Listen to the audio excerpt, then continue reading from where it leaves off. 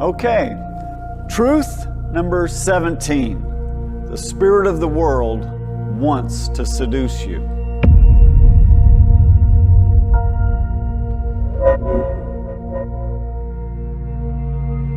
In an earlier talk, I said something to the effect that Satan sees the significance of a person's heart, which is why he puts such a premium on influencing, clouding, seducing, and winning it. I want to explore this idea more fully in this segment, but first I must once again return to my own story. It was May of 1985, and my wife and I were about to make a decision that would prove to have a deep impact on the direction our lives would take in the future. It all started when I was reading a book by David Wilkerson, where he was talking about the bad effects television has on the lives of believers. The Lord used what I read in that little book to convict me about watching television. The whole idea seemed crazy to me at the time. Every Christian I knew watched television. I mean, it's not like I was watching raunchy or violent programming. It was mostly pretty tame stuff. But I couldn't shake the sense that the Lord wanted us to get rid of our television set. So that's what we did. Like any addiction, at first it was difficult. We didn't know what to do with our evenings. But we found different ways to occupy ourselves, and before long we got used to life without television. Eventually, months after the addiction to it was broken, the Lord allowed us to get another TV set. But with this major difference, we had to limit our viewing to watching videos. Rather than being hooked up to network television, we'd occasionally watch a documentary or a Christian movie or something. The advantage to being confined to videos was that we weren't tempted to channel surf, and we didn't have to deal with carnal commercials. It was 1 year later that the Lord led me to begin Pure Life Ministries. At the time, I couldn't see any correlation between watching network television and beginning this ministry to sex addicts, but over time it all began to make sense. There were occasions when I would come across a TV set playing, like at a friend's house or in a restaurant. It was amazing to me how differently I saw that programming now. Let me illustrate it like this. Consider a guy who quit smoking. When he was a regular smoker, he could go into a smoke-filled room without a second thought. But after he quit, he couldn't stand being in places like that. Why the change? Because once his lungs were cleaned out, he could now feel the poisonous effects cigarette smoke has on the lungs, something he didn't even notice when his lungs were used to it. That's a picture of how my eyes were open to the polluting effects carnal television had been having on my soul. So what at first seemed like an unwelcome restriction on my life became a true blessing to me. Now that the worldly fog had lifted off my mind, the Lord was also able to begin communicating to me in a much clearer way. He started revealing marvelous truths about Himself in Scripture. One of the most powerful things I experienced at that time actually occurred as I started studying the book of Revelation. No Bible study I have ever undertaken could compare to what I came into when I started studying that apocalyptic book. By the time I finished, I had spent over 1,200 hours in it.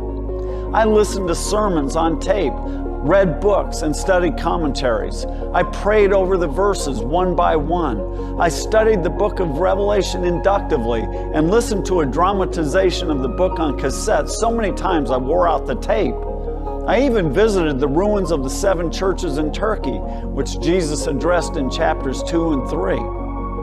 I was so taken up with this tremendous book that there were times that the realities of the spiritual realm, where the mighty conflict exists between the kingdom of light and the kingdom of darkness, actually became more real to me than the physical world around me. The message I uncovered in that Bible study affected me very deeply, altering the entire course of my life and ministry. This study opened my eyes to how the spirit of the world was affecting Christians, how it affected my life. There are actually 3 words in the New Testament that describe our planet. First, there's the word gay, which is simply the Greek term for the physical earth. Second, there's the word eon, which is sometimes translated as age and sometimes translated as world. It describes the temporal existence humans experience on earth during their lifetimes. God resides outside the limitations of time, but all other spiritual and physical beings are confined to the realm of time. And the spirit of the world is always doing its utmost to keep people's attention fixed on their present existence and off the hereafter. The third Greek term that describes the world is cosmos.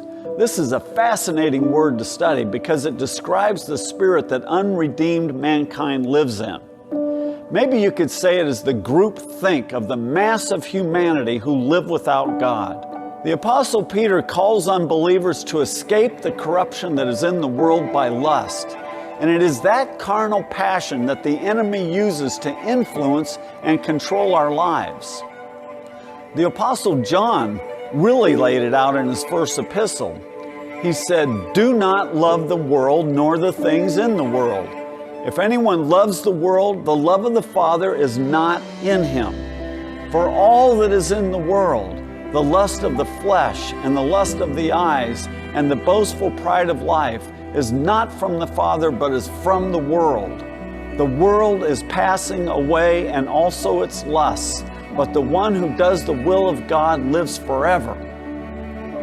Not only is that a clear-cut commandment not to give ourselves to the things of the world, but it also lays out how the spirit of the world appeals to our lower nature. It entices our flesh in the hopes of making us lovers of pleasure rather than lovers of God. It dangles the temporal possessions of the world before our eyes, encouraging us to lust after them, to demand that we have them. And it fosters within us the ambition for prominence, attempting to gain our worth from some worldly position rather than in our relationship with Christ. It's all part of being one with the spirit of this world. And it is in that lust-filled environment that the craving for illicit sex can thrive. I mean, when a person's life is filled with the things of this world, it really isn't a big step into pornography. And a person who's living with the lust for pleasure and possessions is not going to have the spiritual wherewithal to overcome the lust for sex. So how is a committed Christian supposed to live a consecrated life in a culture driven by television, internet, and social media? There needs to be some level of separation, doesn't there? I mean, if the only difference in our lives from the rest of those masses of unbelieving people is that we go to church on Sunday, can we honestly consider ourselves to be God's people? All I can tell you is that having spent much time in prayer over this issue has translated into controlling my television viewing, spending very little time browsing the internet, and no time on social media. I do not want to be a part of Satan's kingdom.